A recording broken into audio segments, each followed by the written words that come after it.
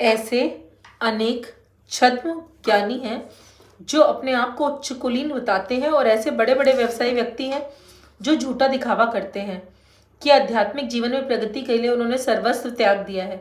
श्री कृष्ण यह नहीं चाहते थे कि अर्जुन मिथ्याचारी बने, अपितु वे चाहते थे कि अर्जुन क्षत्रियों के लिए निर्दिष्ट धर्म का पालन करे।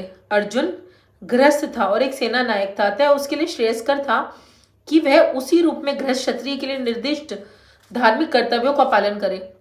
ऐसे कार्यों से संसारी मनुष्य का हृदय क्रमशः विमल हो जाता है और वह भौतिक कल्मश से मुक्त हो जाता है। देह निर्वाह के लिए किए गए तथा कथित त्याग संन्यास का अनुमोदन ना तो भगवान करते हैं और ना ही धर्मशास्त्र। आखिर देह निर्वाह के लिए कुछ ना कुछ करना होता है। भौतिकवादी वासनाओं की शुद्धि के बिना कर्म को मनमाने ढंग से त्याग करना ठीक नहीं है। इस जगत के प्रत्येक व्यक्ति निश्चय प्रकृति पर प्रभुत्व जताने के लिए अर्थात इंद्रिय तृप्ति के लिए मलिन प्रवृत्ति से ग्रस्त रहता है। ऐसी दूषित प्रवृत्तियों को शुद्ध करने की आवश्यकता है। नियत कर्मों से ऐसा किए बिना मनुष्य को चाहिए कि वह तथाकथित अध्यात्मवादी बनने या सारा काम छोड़कर अन्यों पर जीवित रहने का प्रयास ना करे।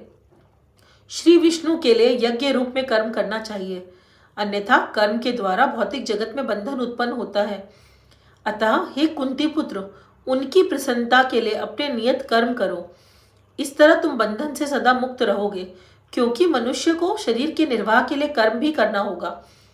अतः विशिष्ट सामाजिक स्थिति या गुण को ध्यान में रखकर नियत कर्म इस तरह बनाए गए हैं कि उनकी उद्देश्य की पूर्ति हो सके। यज्ञ का अर्थ भगवान विष्णु है। सारे यज्ञ विष्णु की प्रसन्नता के लिए हैं। वेदों का आदेश है कि चाहे कोई निर्दिष्ट यज्ञ संपन्न करे या प्रत्यक्ष रूप से भगवान विष्णु की सेवा करे, दोनों से एक ही प्रयोजन सिद्ध होता है। जैसा कि श्लोक में कहा गया है कि कृष्ण भावनामृत यज्ञ ही है।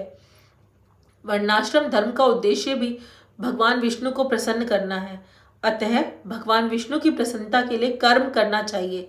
इस जगत में किया जाने वाला अन्य कोई कर्म बंधन का कारण होगा, क्योंकि अच्छे बुरे कर्मों के फल होते हैं और कोई भी फल कर्म करने वाले को बांध लेता है। अतः कृष्ण को प्रसन्न करने के लिए कृष्ण भावना भावित होना होगा, और जब कोई ऐसा कर्म करता है तो वह मुक्त दशा प्राप्त करता है।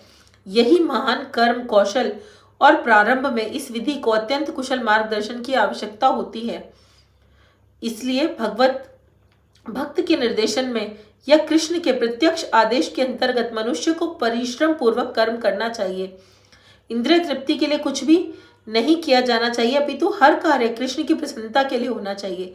इस विधि से न केवल कर्म के बंधन से बचा जा सकता है, अपितु